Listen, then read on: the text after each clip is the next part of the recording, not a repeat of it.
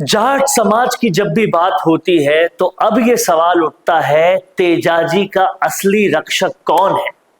जब ढूंढने निकलते हैं, जाट लीडर्स में ढूंढते हैं, जब भी तेजाजी पर आंच आती है, कौन आगे आता है, ये सबसे बड़ा सवाल होता है। और इस सवाल का आज जवाब खोजने की कोशिश की है, क्योंकि राजनीति में तो जाट समाज ने बड़े बड़ों को पहुंचाया है, पर पहुंच के उन्होंने क्या गुल खिलाया है, तेजाजी के लिए क्या कर दिखाया है, ये ढूंढेंगे, खोजेंगे तो पता चलेगा कि ज्यादा कोई लोग नहीं पहुंचते तेजाजी के लिए कुछ करने के लिए।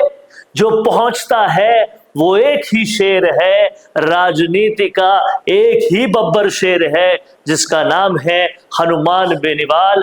और सबूत अगर किसी को चाहिए कि हनुमान बेनीवाल ही क्यों है तेजाजी के सबसे बड़े रक्षक, तो ये सबूत हम आपको दिखाते हैं। ये वीडियो सुनिए।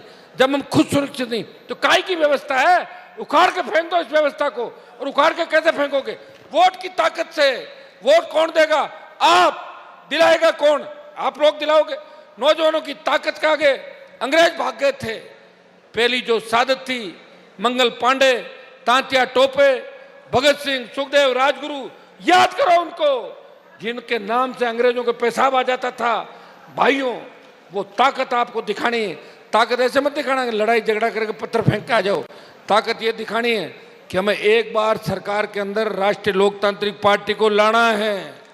अगर आप कहोगे तो राजस्थान में पंचायत चुनाव लड़ाएंगे। अगर आप ताकत के साथ कहोगे तो पंचायत चुनाव लड़ाएंगे। और पंचायत चुनाव लड़ने के लिए फिर आप तैयार हो जाओगे सारे, तो चुनाव भी लड़ा देंगे, अपने लोग भी आ जाएंगे और पार्टी का कैडर भी तैयार हो जाएगा। वो अपन मिलकर बात करेंगे, ये कोई मुद्दा नहीं है। लेकिन 28 की लड़ाई लड़नी है कि नहीं लड़नी, ये बताओ मुझे। क्या मैं भी आपके और राजस्थान के दूसरे नेताओं की तरह कहीं शरण ले लूं जाके? बताओ तो मुझे मारोगे तो नहीं आगे? ठीक है, फिर ठीक है, फिर कर देंगे काम, चिंता ही मत करो आप, है ना। अब मैं बाड़मेर का भी पहले ही ध्यान रखता था और मैंने आपको बता दिया कि नागौर, बाड़मेर, जोधपुर में कोई अंतर ही नहीं है। अब तो शेखावाटी के अंदर कोई अंतर नहीं। तो सुना आपने किस तरह से हनुमान बेनीवाल ने प्रधानमंत्री तक को तेजाजी के दरबार में ले आए, और उनसे पहले कोई जाट नेता ऐसा नहीं हुआ जिन्होंने प्रधानमंत्री तक को तेजाजी के दरबार में ला सके हो। और कहीं ना कहीं इस बात को समझना होगा कि पूरे देश में तेजाजी का अगर किसी ने प्रचार प्रसार किया, उनको कहीं ना कहीं प्रधानमंत्री तक और राजनीति तक और सब जगह तक, हर घर घर तक पहुंचाया, तो वो हनुमान बेनीवाल है।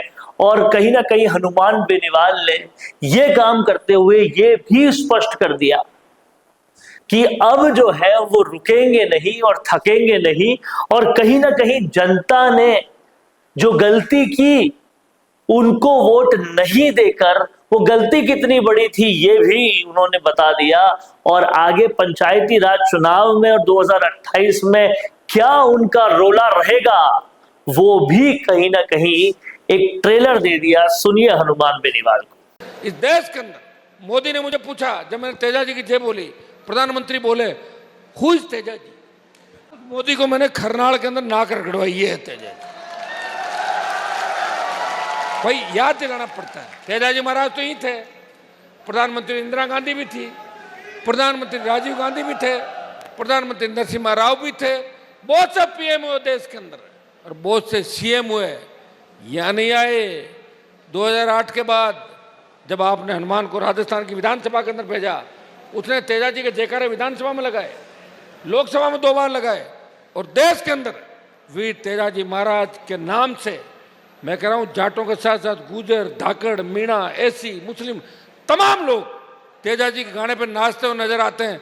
आपने वसुंधरा और भजनलाल को भी और गहलोत को भी तेजाजी के नारे पर नाचते हुए देखा था, ठुमके लगा, देखा कि नहीं देखा?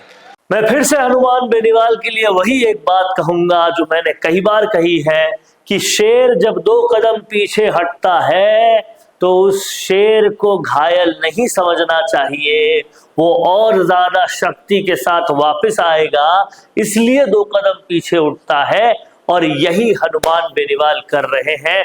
क्या कुछ कहना है आपका हनुमान बेनीवाल पर? लिख डालिए कमेंट बॉक्स में। देखते रहिए संवाद, क्योंकि ये संवाद है भारत का, भारत के लिए। नमस्कार। भारत का सबसे तेजी से बढ़ता हुआ डिजिटल न्यूज चैनल, जिसका परिवार 4,17,000 लोगों से भी ज्यादा बढ़ रहा है। वो संवाद न्यूज चाहता है हर जिले और हर राज्य में मीडिया पार्टनर्स। तो अगर आप बनना चाहते हैं संवाद न्यूज के पार्टनर्स, तो कांटेक्ट करें नीचे दिए गए नंबर्स पर। इसके अलावा अगर आप वीडियो एडिटर बनना चाहते हैं या फिर न्यूज इंडस्ट्री में बतौर इंटर्न सब सीखना चाहते हैं, तो संवाद न्यूज के जयपुर हेड ऑफिस में काम करने के लिए संपर्क करें स्क्रीन पर दिए गए नंबर पर।